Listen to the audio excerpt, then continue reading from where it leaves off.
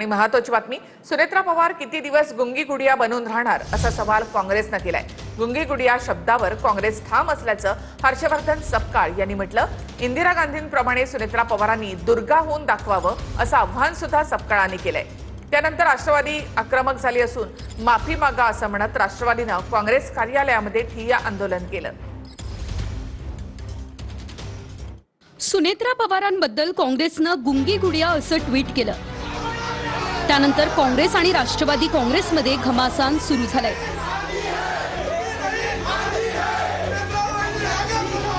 काँग्रेस प्रदेशाध्यक्ष हर्षवर्धन सपकाळ यांची पत्रकार परिषद झाल्यानंतर राष्ट्रवादीचे कार्यकर्ते थेट काँग्रेसच्या कार्यालयात घुसले। काँग्रेसच्या कार्यालयात जात राष्ट्रवादीच्या कार्यकर्त्यांनी जोरदार घोषणाबाजी केली। हर्षवर्धन सपकाळांची भेट घेतल्याशिवाय काँग्रेसच्या कार्यालयातून जाणार नाही अशी भूमिका राष्ट्रवादीच्या कार्यकर्त्यांनी घेतली। काँग्रेस पक्षाच्या एक्स पोस्ट वरून आलेला आहे।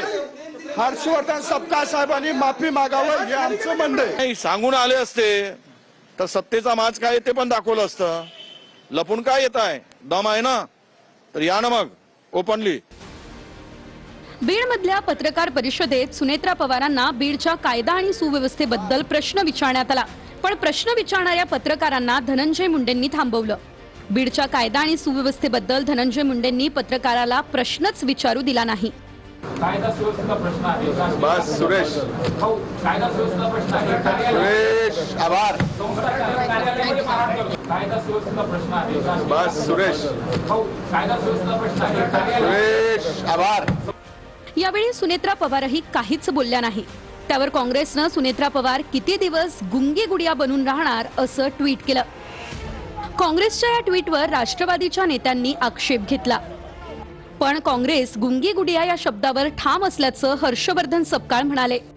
अशांचा तीव्र शब्दात धिक्कार करण्याची आवश्यकता आहे। या गोष्टीचा सर्व राष्ट्रवादी काँग्रेस पक्ष आणि कार्यकर्ते धिक्कार केल्याशिवाय राहणार नाही। टीकेच्या माध्यमातून कुठे गुंगी गुडिया म्हटलं असेल तर त्यांनी दुर्गाय साबित करावं, आणि दुर्गाय साबित करण्यासाठी त्यांनी काय करावं तर दुर्गाय सिद्ध करण्याकरता ताबडतोब अर्थ घातो स्वतःच्या कडे घ्यावं, स्वतःच्या पक्षाकडे घ्यावं।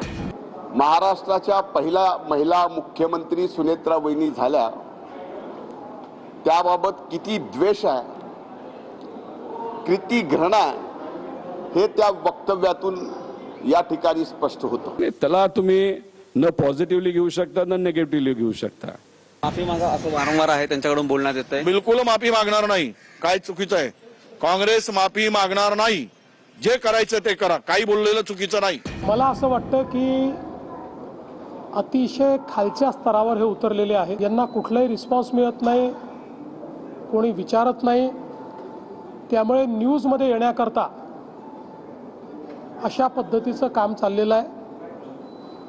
बदनाम हुए तो क्या हुए, नाम तो हुआ, अशा पद्धतीनं यांची कारवाई चाललेली आहे। मला असं वाटतं की महाराष्ट्राच्या राजकीय संस्कृतीत इतक्या खालच्या स्तराला जाणारे हे आता आपल्याला पहिल्यांदाच पाहायला मिळत आहेत। काँग्रेस की खऱ्या अर्थाने मतिभ्रष्ट झाली आहे का?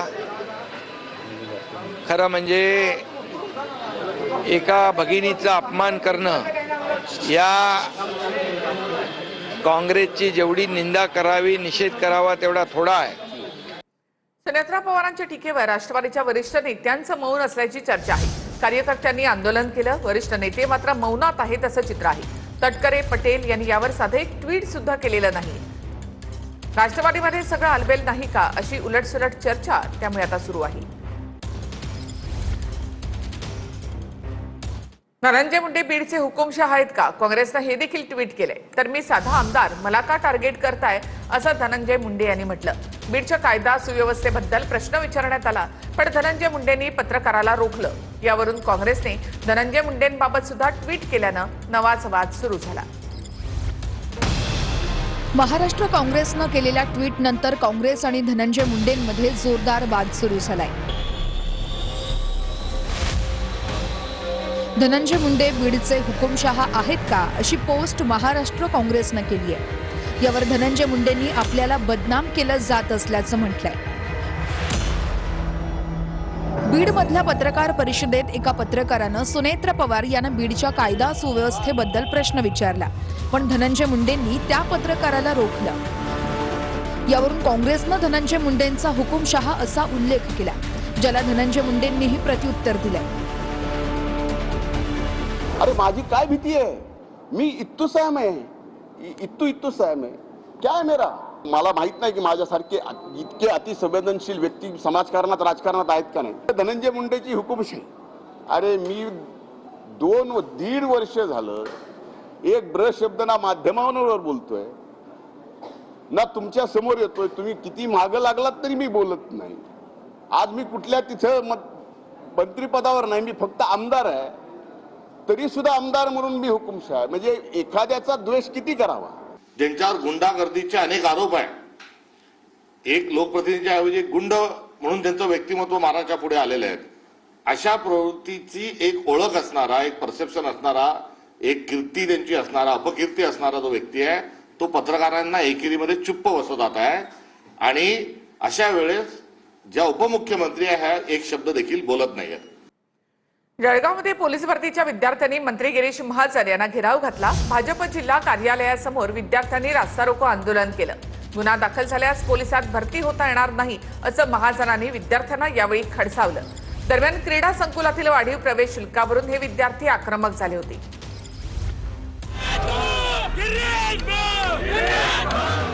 जिल्हा क्रीडा संकुलामध्ये धावण्यासाठीची फी 150 वरून थेट 600 केल्यामुळे जळगावमध्ये पोलीस भरतीचा सराव करणारे विद्यार्थी आक्रमक झाले. त्या विरोधामध्ये थेट विद्यार्थ्यांनी भाजप कार्यालयाच्या बाहेरच्या रस्त्यावर बसून घोषणा सुरू केल्या.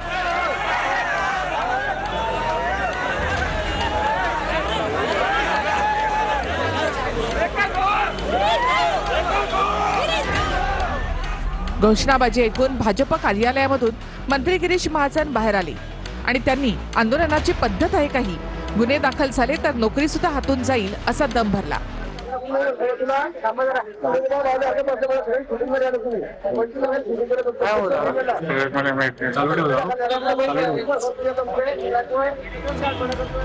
कॅबिनेट मंत्री असून सुद्धा महाजनांनी मात्र वाढीव फी बद्दल ठोस आश्वासन दिलं नाहीच.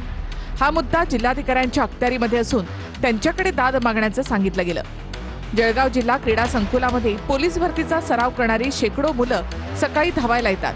इथे आता सिंथेटिक ट्रॅक बनवला गेलाय, त्यासाठी अनेक दिवस मैदान बंदही होतं. धावण्याच्या सरावासाठी मैदान सुरू करा यासाठी देखील मुलांना आक्रमक व्हावं लागलं. त्यावेळी मुलांनी मंत्री गुलाबराव पाटलांची गाडी अडवून मैदान तातडीनं सुरू करण्याची विनंती केली. काही दिवसांनी मैदान सुरू झालं, मात्र नवा सिंथेटिक ट्रॅक बनवल्यामुळे आता दरमहा प्रत्येकाला 150 ऐवजी 600 रुपये फी द्यावी लागेल असं सांगितलं गेलं.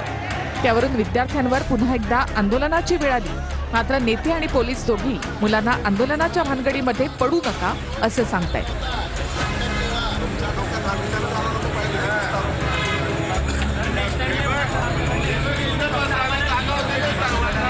आधीच पेपरफुटीवरून तरुणांमध्ये संताप आहे. पोलीस भरतीसाठी प्रचंड स्पर्धा आहे. अनेक मुलं उसनवारीचे पैसे घेऊन नोकर भरतीच्या परीक्षा देतात. मात्र आता धावण्याच्या सरावासाठी सुद्धा 300 वरून थेट 600 रुपये फी केल्यामुळे तरुण आक्रमक झाले. पुण्यामध्ये अजितदादांच्या राष्ट्रवादीकडनं काँग्रेस विरोधामध्ये आंदोलन केलं जातं. ही थेट दृश्य पुण्यामधली आपण पाहतोय. राष्ट्रवादीचे कार्यकर्ते काँग्रेस भवनाच्या दिशेनं जात आहेत. काँग्रेसनं सुनेत्रा पवारांचा गुंगी गुडिया असा उल्लेख केल्यामुळे राष्ट्रवादी आक्रमक झाली आहे. राज्यात ठिकठिकाणी राष्ट्रवादीकडनं काँग्रेसच्या कार्यालयावर हल्लाबोल केला जातोय. पुण्यामध्ये काँग्रेसच्या टीकेवरून राष्ट्रवादी काँग्रेस आक्रमक झाली असून काँग्रेस भवनाच्या दिशेने आता एनसीपीचे कार्यकर्ते निघालेले आहेत. पुण्यातली ही थेट दृश्य आपण पाहतोय.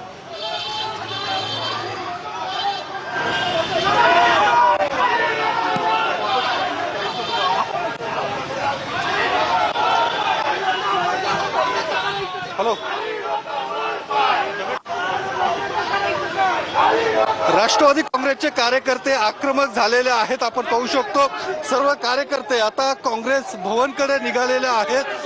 ज्या पद्धतीने काँग्रेसकडून उपमुख्यमंत्री सुनेत्रा पवार यांच्यावर जी टीका करण्यात आलेली आहे त्या टीकेनंतर राष्ट्रवादीचे कार्यकर्ते हे आक्रमक झालेले आहेत आणि हे सर्व कार्यकर्ते आता काँग्रेस भवनकडे निघालेले आहेत. आणि आपण पाहू शकतो काँग्रेसने माफी मागावी, अन्यथा आम्ही काँग्रेसच्या कार्यालयाला काळं फासू, अशा पद्धतीचा इशारा या सगळ्या कार्यकर्त्यांकडून देण्यात आलेला आपण पाहू शकतो. बॅरिकेड लावलेले आहेत पोलिसांनी आणि आपण पाहू शकतो या ठिकाणी मोठा राडा होण्याची शक्यता आहे. आपण पाहू शकतो अशा पद्धतीचं वक्तव्य केलं, त्याचा निषेध या ठिकाणी काँग्रेस कार्यकर्त्यांकडून केला जातो. थेट काँग्रेसच्या कार्यालयात आता कार्यकर्ते घुसलेले आहेत. आपण पाहू शकतो या सगळ्या कार्यकर्त्यांना अडवण्याचा प्रयत्न पोलिसांकडून होतोय, मात्र पोलिसांनी हे बॅरिकेड पाडलेले आहेत आणि आपण पाहू शकतो आता थेट हे कार्यकर्ते काँग्रेस भवनच्या आतमध्ये घुसण्याचा प्रयत्न करतायत. एकूण ज्या पद्धतीने गुंगी गुढी अशा पद्धतीचं एकूण जो काही आरोप हा करण्यात आला होता, काय नेमक्या टीका केली जाते? यांना काँग्रेसला लाज वाटली पाहिजे. लेडीज एवढं यांना बोलतात. आज राज्याचे उपमुख्यमंत्री आहेत, ह्या पद्धतीने त्यांनी शब्द वापरले. आपण पाहतो काँग्रेसच्या कार्यालयात हे सगळे कार्यकर्ते आता भिंत चढून आतमध्ये प्रवेश करतायत आणि जोरदार असा पद्धतीचा निषेध या ठिकाणी काँग्रेस कार्यकर्त्यांकडून केला जातोय. पोलिसांची कुमक कमी पडते, मात्र काँग्रेसच्या कार्यकर्त्यांनी आता काँग्रेस कार्यालयाचं गेट बंद केलेलं आहे आणि काँग्रेसच्या या सगळ्या राष्ट्रवादी काँग्रेसच्या या सगळ्या कार्यकर्त्यांनी या ठिकाणी अडवलेलं आहे आणि ज्या पद्धतीने या सगळ्या कार्यकर्त्यांकडून घोषणाबाजी केली जात आहे की अशा पद्धतीने काँग्रेसने जी काही टीका केलेली आहे ती टीका आणि एकूण काँग्रेसने माघार घ्यावी, माफी मागावी, अशा पद्धतीची भूमिका या सगळ्या कार्यकर्त्यांची आहे. आपण पाहू शकतो या ठिकाणी वैशाली नागवडे आहेत, ज्या या सगळ्या आंदोलनामध्ये सहभागी आहेत. सुनील टिंगरेचे शहराध्यक्ष आणि हे सगळे राष्ट्रवादी काँग्रेसचे कार्यकर्ते आहेत. मोठ्या संख्येने कार्यकर्ते आता या ठिकाणी जमा होताना पाहायला मिळतात आणि हे सगळे कार्यकर्ते आतमध्ये घुसण्याचा प्रयत्न करतात. आपण पाहू शकतो या भिंतीवरती चढलेल्या आहेत काँग्रेस भवनच्या आणि आतमध्ये प्रवेश करण्याचा प्रयत्न करतायत आणि एकूण ज्या पद्धतीने तेजापीचे संस्थापक अभिजित दिपकेंच्या विरोधात दिल्ली पोलिसात तक्रार दाखल करण्यात आली. अभिजित दिपकेंच्या माणसांनी माझ्यावर हल्ला केला असा आरोप social media influencer Faizan Ansari यांनी केलाय. तर प्रसिद्धीसाठी तक्रार दिली असेल असं उत्तर अभिजित दिपके यांनी दिलं. Social media influencer Faizan Ansari यांनी सीजेपीचे संस्थापक अभिजित दिपके यांच्या विरोधात दिल्ली पोलिसांकडे तक्रार दिली आहे. अभिजित दिपकेंच्या माणसांनी माझ्यावर हल्ला केला असून त्याचा पुरावाही असल्याचा आरोप फैजान अन्सारी यांनी केलाय. पुणे आणि छत्रपती संभाजीनगरमध्ये हा हल्ला करण्यात आल्याचा दावा अन्सारींनी केलाय. या हल्ल्याबाबत अन्सारी यांनी दिल्ली पोलिसांकडे लेखी तक्रार दिली आहे. अभिजित दिपकेंना तात्काळ अटक करा अशी मागणीही फैजान अन्सारी यांनी केली आहे. सर, मैंने सीजीपी पार्टी के जो फाउंडर है अभिजीत दिपके, उनके अगेंस्ट आज मैंने दिल्ली डीसीपी सर को रिटर्न कंप्लेंट फाइल करी है, क्योंकि मेरे ऊपर, मैं ऐसा इंसान हूं सर कि मैं खुद उस चीज़ का प्रूफ लेके आया हूं. मेरे ऊपर अभिजीत दिपके के लोगों ने अटैक किया. पुणे में मेरे ऊपर अटैक हुआ, औरंगाबाद में मेरे ऊपर अटैक हुआ. ऑलरेडी 2 केस उसके लिए फाइल हैं और मैं चाहता हूं दिल्ली पुलिस इमीडिएटली अभिजीत दिपके को अरेस्ट करे. और सबसे बड़ी बात सर, दिल्ली पुलिस को, दिल्ली सीएम को हेड्स ऑफ है, जिन्होंने सोनम वांगचुक को सही टाइम पर डिटेन किया, जिसकी वजह से दिल्ली का माहौल खराब होने से बचा. पुण्यात आणि औरंगाबादमध्ये तुमच्या माणसाकडून त्याला मारहाण झालेली आहे. मला माहिती नाही तो कोण आहे, so I won't comment on that. मला माहितीच नाही, मी काय बोलू. ही तक्रार तुमच्या विरोधात होतीये. तक्रार आता माझ्या विरोधात भरपूर होतील. आता मी प्रत्येक तक्रारीवर काय बोलू. मी तुमच्या येण्याच्या पूर्वी सुद्धा त्यांनी छत्रपती संभाजीनगरच्या सीपी ऑफिसमध्ये, आता येण्याच्या आधीच मी त्याला कसं काय मारलं मग? मला वाटतं पब्लिसिटीसाठी करतायत, अजून काही नाही. शहापूरमध्ये खड्ड्यांमुळे झालेल्या मृत्यूवरून पोलिसांनी TDRF जवानाची अक्कल काढली. तुमच्या मुलाला खड्डा दिसला नाही का, बेअक्कल पोलिसांनी नातेवाईकांना सुनावलं. नातेवाईकांनी केलेले आरोप पोलिसांनी फेटाळले आहेत. 25 तासानंतर सुद्धा ठेकेदारावर गुन्हा दाखल झाला नाही.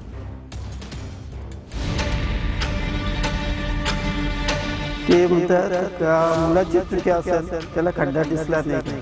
जवानाच्या बाजून बोलायला पाहिजे का ठेकेदाराच्या बाजून बोलायला पाहिजे? दुसऱ्यांसाठी वाचवायला प्रयत्न करतो, त्याला वाचवायला हे पैसे मागतात, 500 रुपये द्या.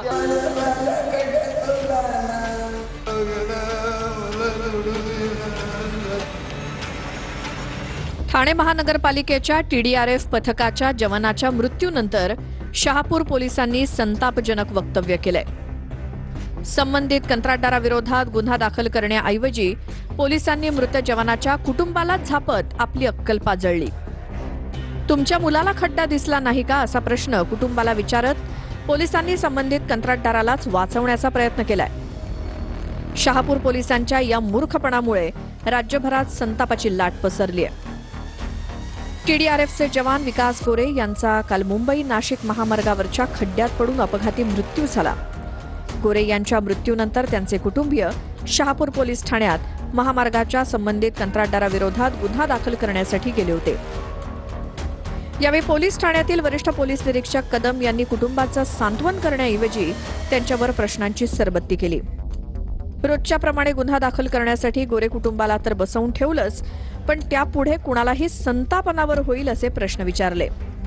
तुमच्या मुलाला खड्डा दिसला नाही का, त्याचीच चुकी असणार असे दावे पोलीस खुर्चीवर बसून करत होते.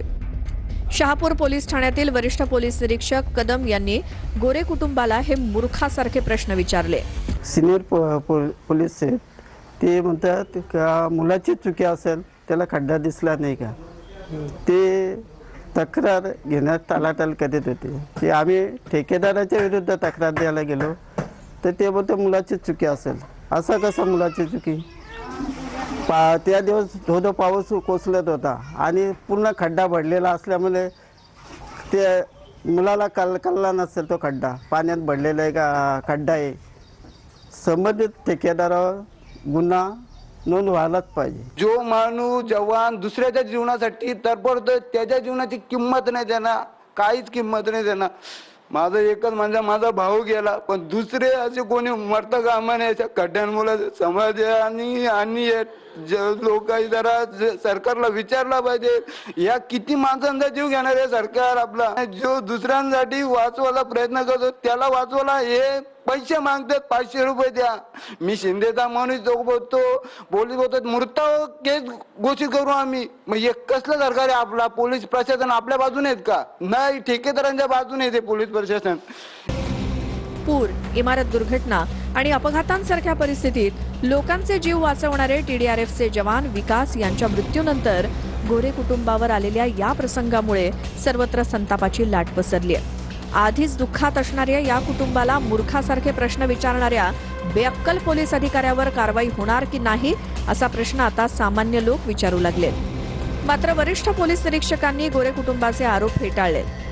तर DYSPंनी या संदर्भात CCTV किंवा संबंधित कोणी प्रत्यक्षदर्शी आढळल्यास चौकशी करून दोषींवर कारवाई करणार असल्याचं सांगितलंय. मला आता तुमच्याकडनं समजते अशी काही घटना घडली, तर अशी काही घटना घडली असेल की नातेवाईकांना कोण चुकीच्या पद्धतीनं बोललं असेल तर आम्ही त्यात चौकशी करू आणि त्यात योग्य ती कारवाई करू. मी त्यांच्या प्रत्यक्ष भावाला भेटलेलो आहे आणि ज्या दिवशी घटना घडली त्या दिवशी सकाळी पोलीस स्टेशनला त्यांचे भाऊ उपस्थित होते. त्यांनी तर मला अशी काही घटना सांगितलेली नाही. माझं त्यांच्याशी बोलणं झालं होतं. तशी काही घटना असेल, कुठला पोलीस अधिकारी अंमलदार असे बोलले असतील तर आपण चौकशी करून कारवाई नक्की करू. त्यामध्ये तुमच्या मुलाला खड्डा दिसला नाही का अशा पद्धतीनं उत्तर देण्यात आली असं त्यांच्या कुटुंबियांचा आरोप आहे. घटना अर्थातच अत्यंत दुर्दैवी आहे आणि जर का अशा पद्धतीने ते वक्तव्य केलं गेलं असतं ते अत्यंत चुकीचं आहे. नक्कीच त्याची देखील चौकशी करून त्यांच्यावरती कारवाई केली जाईल.